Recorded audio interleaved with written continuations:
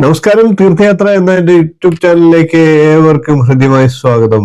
ഭഗവാൻ ശിവന്റെ അതിപ്രധാനപ്പെട്ട ഒരു രൂപമാണ് നടരാജ രൂപം. ആനന്ദ നൃത്തവും താണ്ഡവവും ഒക്കെ അദ്ദേഹത്തിൽ നിന്ന് ഉത്ഭവിച്ചിട്ടുള്ളവയാണ്. നൃത്തത്തിന്റെ രചയിതാവ് തന്നെ നടരാജനാണ്, അതായത് ശിവഭഗവാനാണ്. ഭഗവാൻ ശിവൻ ചുവട് മാറ്റി നൃത്തമാടിയ ഒരു കഥ പ്രചാരത്തിലുണ്ട്. ആ കഥയാണ് നിങ്ങൾക്കായിട്ട് ഇന്ന് അവതരിപ്പിക്കുന്നത്. കഥയുമായിട്ട് ബന്ധപ്പെട്ട ക്ഷേത്രത്തെയും ആ കഥയെയും നമുക്കൊന്ന് പരിചയപ്പെടാം.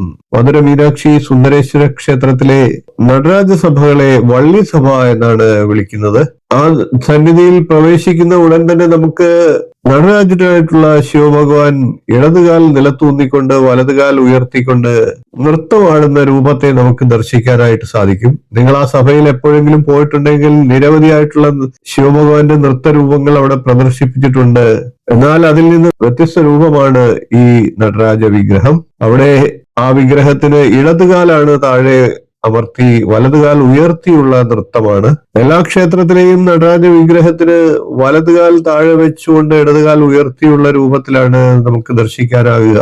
ഇവിടെ മാത്രം വലതുകാൽ ഉയർത്തി ഇടതുകാൽ താഴ്ത്തി വെക്കുന്നതിന് ഒരു ഐതിഹ്യമുണ്ട്.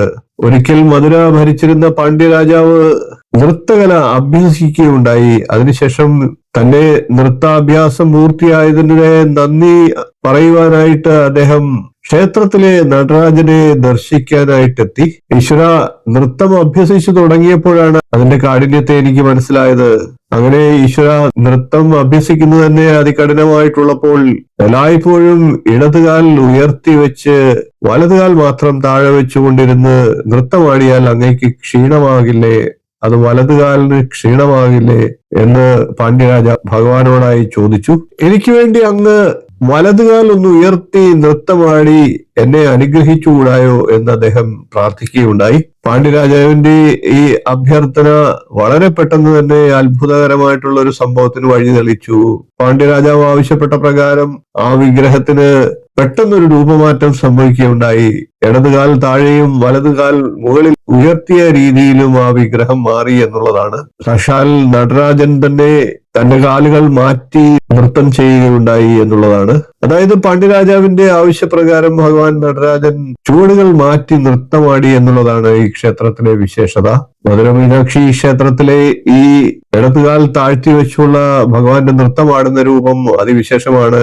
കണ്ടിട്ടുള്ള പലർക്കും ഈ വിശേഷ രൂപത്തെ കുറിച്ച് അറിയണമെന്നില്ല. അതുകൊണ്ട് നിങ്ങളിലേക്ക് ഇതിന്റെ പ്രാധാന്യത്തെ എത്തിക്കുക എന്നുള്ളതായിരുന്നു ഞാൻ ഉദ്ദേശിച്ചത്. നിങ്ങൾക്ക് വിഷയം ഇഷ്ടപ്പെട്ടുവെങ്കിൽ ഒന്ന് ലൈക്ക് ചെയ്യുക, ഷെയർ ചെയ്യുക, ചാനൽ ഒന്ന് സബ്സ്ക്രൈബ് ചെയ്യുക, നിങ്ങളുടെ അഭിപ്രായം കമന്റായിട്ട് അറിയിക്കുക. ഇനിയും ഇതുപോലുള്ള നല്ല നല്ല വിഷയങ്ങളും വീഡിയോകളുമായി നമുക്ക് വീണ്ടും കാണാം. നന്ദി, നമസ്കാരം, ശുഭദിനം.